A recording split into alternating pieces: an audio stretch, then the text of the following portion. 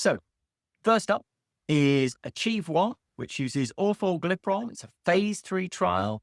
It's the first non-peptide oral GLP-1 receptor agonist.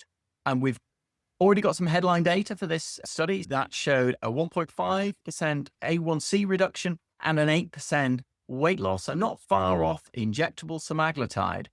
And that's in a pill. So why is it so important? I think this is, as I say, the Beetle car of, or the Ford 8 or whatever we should do. It's the GLP-1 for the masses potentially. Small molecule, easy to produce, mass produce at that.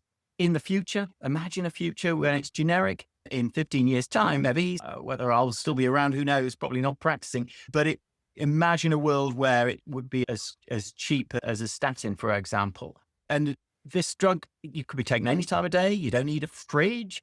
And maybe there's some deals that could be made with payers to make it more available easier. I've talked about the good stuff. What's the bad stuff? Amar always tells me I've got to remember the bad stuff. So the bad stuff, well, tolerability, how well we've had problems with tolerability of other small molecules. We had a couple drop out in phase 2 and early phase 3, I think, early on. So we need to look at that. Liver signal, I think, is particularly important. They've been told it's well tolerated and there's no liver signal, but that has been an issue cited with danuglipron.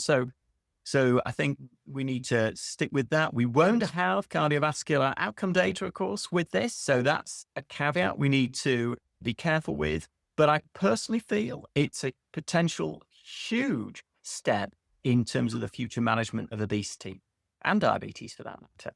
So type 2 diabetes, that is, of course. So that's ACHIEVE-1. Amar.